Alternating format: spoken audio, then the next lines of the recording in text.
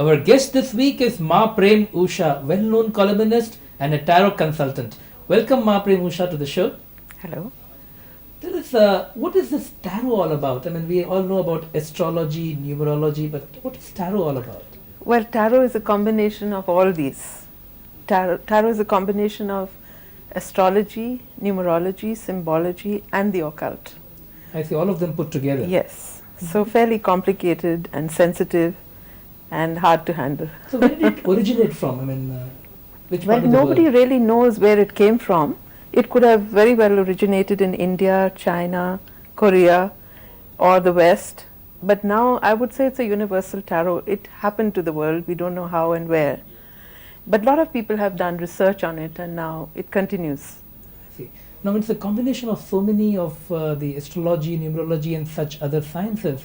I mean, the use of computers, I mean, I can believe there are a lot of calculations, a lot of computations. Well, the computer is excellent when it comes to calculations. And also I write a lot of columns and I use the computer all the time. Without it, I couldn't function.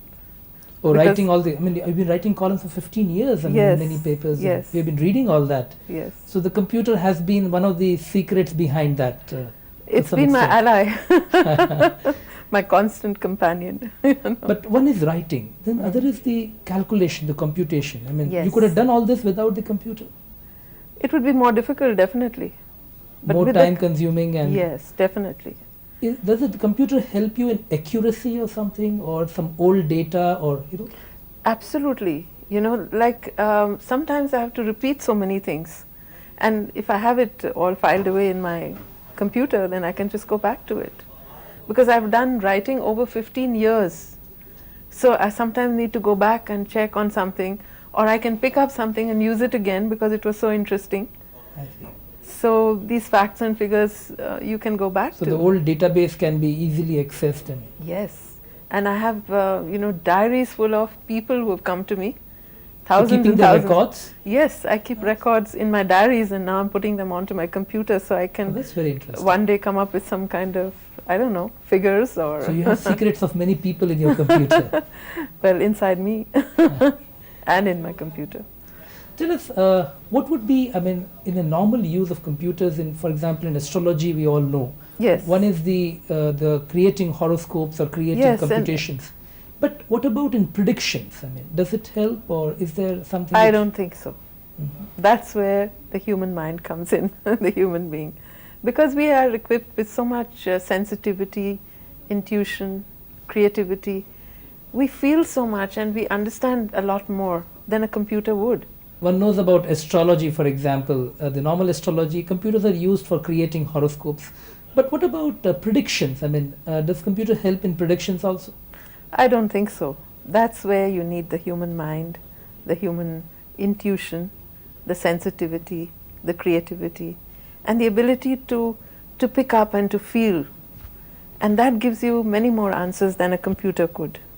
So computer, as you earlier said, is more of an ally there to speed up things. Yes, it's definitely an ally. But now many scientists are talking about creating computers who can feel, you know, for example. Wow. So that Even then there will be a limitation. But you just said about feeling. Now, is that this whole question about, a lot of people talk about wavelengths, you know. Yes. Now, when you sit at your computer, do you get a wavelength from it? Yes, you always have a feeling, a vibration from any object, especially a machine which is also working with energy. And vibrations come with energy. So when a person comes to you, it's his energy that you feel, the vibrations. And you can feel that from any machinery because it's working with energy, like your car, your computer, anything else that you work with. But to get that kind of you know, wavelength, you require creativity like you have, or any individual can get. All of us are very intuitive. You just need to be open, sensitive, silent, and to be able to feel, to allow yourself to feel. So would you say if somebody wants to buy a computer, he or she should try to go to a shop and see where the wavelength is coming from? Yes, I'm sure in any case when you buy a computer, you do go and work on it a little bit and you see whether you like it, and you prefer one to the other. It's a feeling. You know, you may not like to say that it was just my feeling that made me choose this, but it is really your feeling, your whole complete feeling going towards something. And when I say feeling, it means intuition, sensitivity, vibration, all of it. But what about your own computer? Which kind of computer you use? I have a Celeron, I believe. That's the chip you have, right? Yes, and I use it extensively. I'm illiterate as far as computers are concerned. I use them all the time, but I don't know how they work, what happens, and etc. etc. But you're able to use them I effectively use for your them job. very effectively, and I use them a lot. At least my computer, I do, and I think it's such a wonderful, wonderful gadget. What about surfing on the net? I mean, there must be many astrological sites. Yes, and many I've been surfing as well, Mhm. and I find these very interesting astrology sites, and they're very good too, some of them.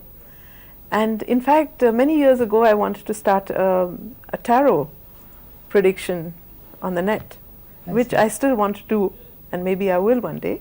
Well, definitely, that would be a very interesting thing. Yes. But do you surf net even going to sites which are not astrology or tarot related? Yes, yes. I mean, there are some which are very interesting, like astronomy. You know, to know about the planets, the stars, and what's going on there, and the lot of different aspects you can pick up on, and how they're aligned, etc.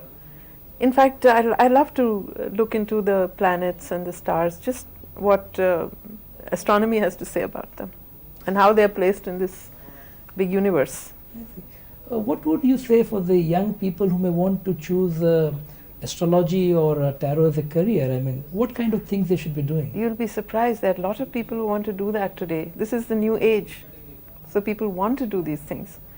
But I feel they should learn, they should put a little bit of work into it, and maybe be initiated. This is where our, the guru shishya parampara can come in. Okay. But are people born astrologers, or they can be taught? I mean, is there a difference? Or? You can be taught astrology, but you cannot predict. There's a certain element. It's like the sixth sense or the seventh sense, which some people have and some don't, and some can develop. So there's still hope. Okay. Now, what about in our computer industry? There has been a lot of talk, and the general public is aware about Y2K, the year 2000 date problem. Yes. I mean, a lot of people believe it will be a doomsday. A lot of work is going on to make computer systems Y2K compliant. Now, have you ever been asked a question that on the 1st of January 2000, would all the computers perish, or some of them will perish, or life will be as usual? I mean, would you like to take a card for that? or you're saying that I should ask that question Yes, just right yes, now? Yes. So you want me to pick up a card with the left hand and ask the question?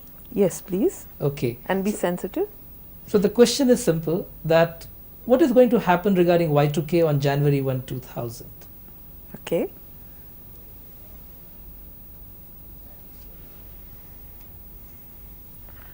Oh, we have a very interesting card here. It says, initiation into the new millennium will be fine. Why see? That means it's going to be good situation. Yes, it's going to be okay. It looks like there isn't going to be a big disaster here. I wish I'd asked you this question many years back, because we have spent so much of money solving the Y2K No, problem. that's needed, because Okay. there will be some problems, but they'll be minor. It's not a major disaster or anything. Well, that's a very happy news, Maa Prem Usha. Yes, let's take Now- one more card. I mean, I'm tempted to ask you a question. I mean, we all know, the National IT Task Force was formed, and our Prime Minister really wants that India should become a software superpower. And that's the desire of every countryman. I mean, we all believe we can do that in the next millennium. The question is, when will we be a software superpower? Which year? Take a card. Can I? Yes. Okay.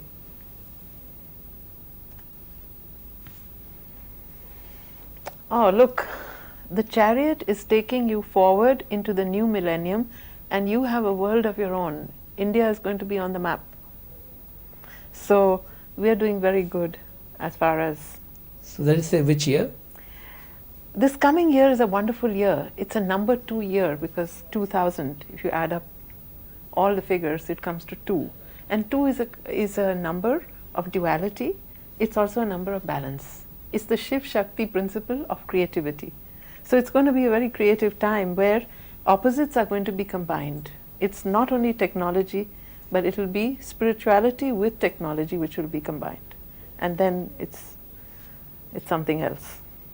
Okay, so that means On Y2K, we don't have so much of worries, No. and India indeed would be a software superpower in the next millennium and maybe in the coming decade. Definitely. Thank you very much for joining us on the show and giving us such a good message, and also making wonderful predictions and telling us about the use of computers in tarot and astrology. Thank you. So that was Maa Prem Usha, the well-known columnist and a tarot consultant, very well read in India and abroad, telling us all about use of computers in tarot and astrology.